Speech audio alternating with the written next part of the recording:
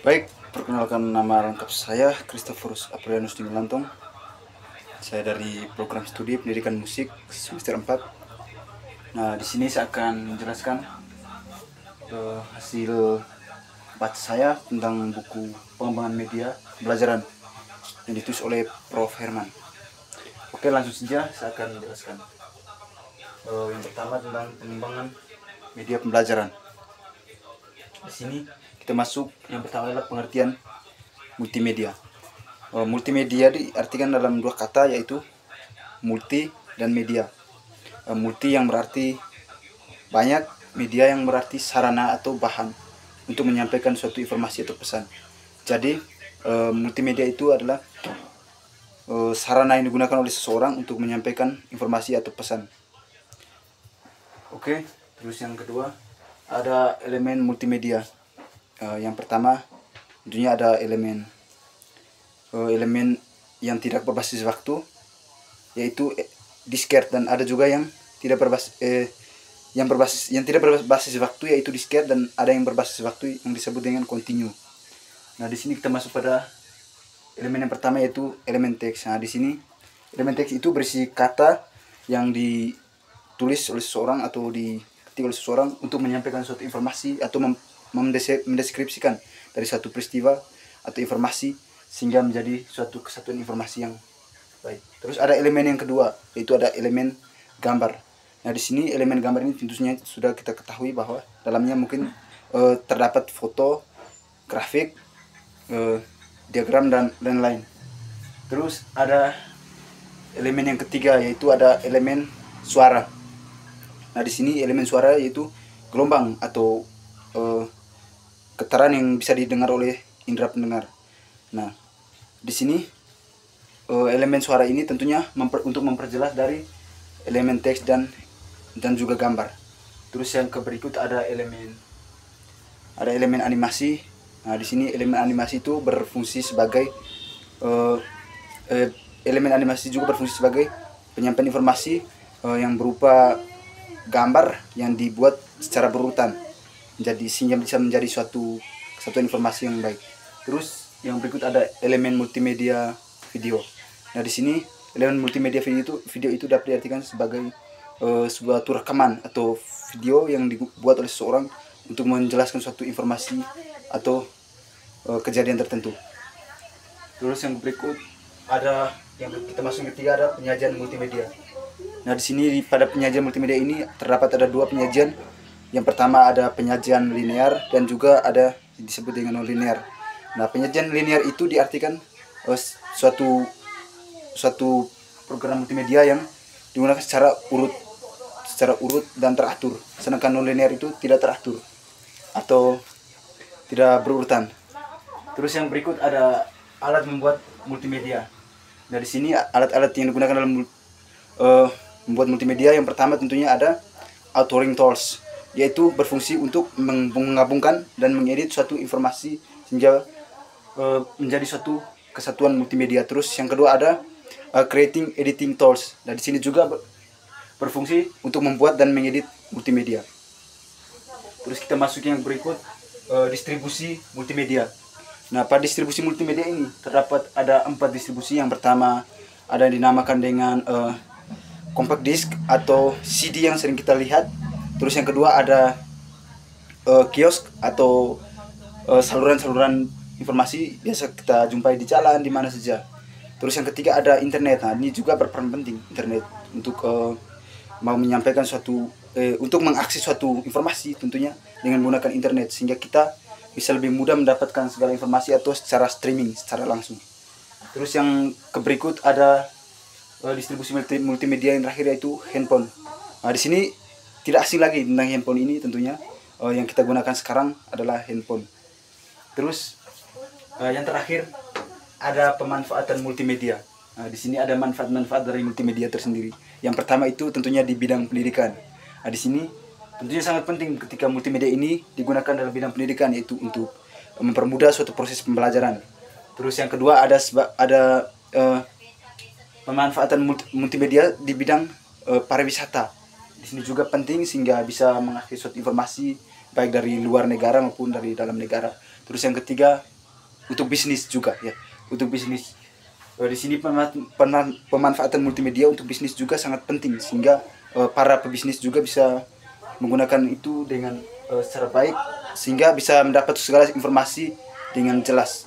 Terus pemanfaatan multimedia yang berikut untuk hiburan. Di sini juga sangat penting, contohnya bermain game, mendengarkan musik dan lain-lain. Terus pemanfaatan multimedia yang terakhir untuk rumah tangga. Di sini juga sangat berperan penting ya, ketika dalam rumah tangga itu tentunya suami dan istri juga harus menggunakan multimedia sehingga tidak terjadi permasalahan dalam rumah tangga. Terus kita masuk yang kedua, ada prinsip-prinsip multimedia pembelajaran. Yang pertama teori kognitif multimedia pembelajaran. Teori ini pertama kali ditemukan oleh seorang profesor dari Amerika Serikat yang bernama Richard Meyer, dan dia mengatakan bahwa ini teori kognitif multimedia ini disajikan berupa kata-kata sehingga menjadi satu kesatuan atau program-program pembelajaran yang digunakan oleh pihak pendidikan. Terus yang berikut ada yang kedua ada prinsip multimedia pembelajaran. Di sini ada, sepengetahuan saya tuh ada 10 prinsip multimedia pembelajaran. Yang pertama tuh ada prinsip Conti-Guinti. Dalam prinsip Conti-Guinti tersebut ada 2 bagian. Yang pertama ada prinsip spatual Conti-Guinti dan juga ada prinsip temporal Conti-Guinti. Prinsip temporal. Terus kita masuk pada prinsip yang kedua, yaitu ada prinsip kohersi. Terus prinsip yang ketiga ada prinsip segmenting. Terus ada prinsip signaling, prinsip pre-training, prinsip spatual, ada prinsip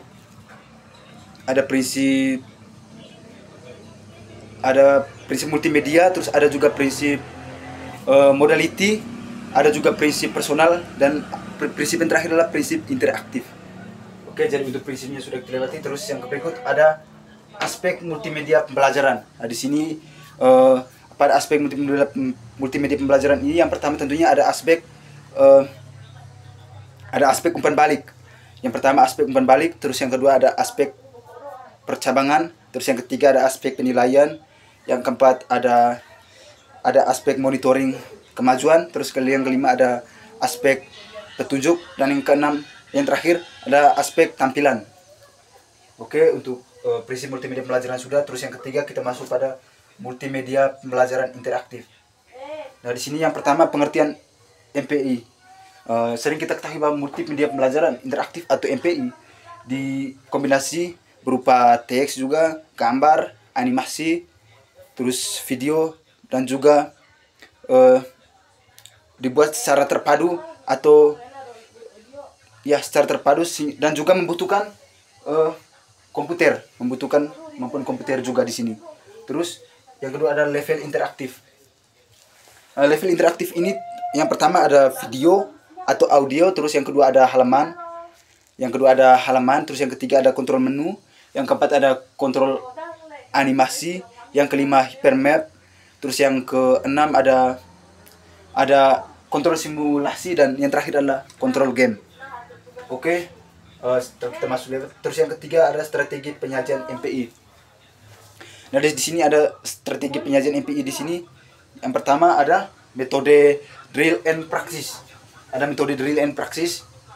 Terus yang kedua ada tutorial juga. Terus yang ketiga ada simulasi, dan yang terakhir ada games juga, metode games. Terus kita masuk yang keempat pada multimedia pembelajaran interaktif. Yang keempat adalah meningkatkan motivasi dalam MPI. Di sini ada teori motivasi juga dari Maloney pada tahun 1987. Yang pertama tentunya menuliskan tentang dalam meningkatkan motivasi dalam MPI itu. Yang pertama tentunya ada tantangan. Terus yang kedua ada keingintahuan juga. Terus yang ketiga ada kontrol, yang keempat ada fantasi. Itu juga penting. Ya, terus yang kelima ada komponen MPI. Di sini komponen MPI itu yang pertama tentunya kita membuat title page. Yang kedua membuat petunjuk, yang ketiga menu. Terus ada juga penyajian teks, penyajian gambar, penyajian suara, penyajian animasi, dan juga penyajian video. Dan juga kita harus membuat evaluasi dan penutup. Terus kita masuk yang keempat, yaitu ada pengembangan MPI. Pada model pengembangan MPI ini, yang pertama model pengembangan MPI. Nah, di sini sering kita ketahui bahwa ada model-model pengembangan seperti yang saya ketahui. Itu ada model pengembangan ADI, terus ada model pengembangan APED, dan juga ada model pengembangan Li. Terus itu juga saya biasa membahas juga tentang itu, tapi tidak semuanya juga. Terus ada pengembangan MPI. Dalam pengembangan MPI ini, tentunya kita tahu ya, yang pertama tentunya ada membuat yang pertama analisis, terus yang kedua ada perancangan, yang ketiga produksi, yang keempat evaluasi juga, dan penutup juga itu ada. Terus yang terakhir ada, yang kelima ada evaluasi multimedia. Di sini ada kriteria kualitas multimedia pembelajaran interaktif. Pada kriteria ini, yang pertama ada aspek isi, yang kedua ada aspek instruksional, dan juga ada juga aspek tampilan. Terus yang kedua ada evaluasi formatif. Dan di sini ada evaluasi formatif. Yang pertama itu ada engineering evaluasi. Terus yang kedua ada alpha testing, yang ketiga ada beta testing. Dan juga yang terakhir adalah evaluasi sumatif. Jadi evaluasi sumatif ini sangat berperan penting dalam multimedia pembelajaran atau program-program pembelajaran yang digunakan zaman sekarang. Oke, saya rasa itu saja. Sekian dan terima kasih.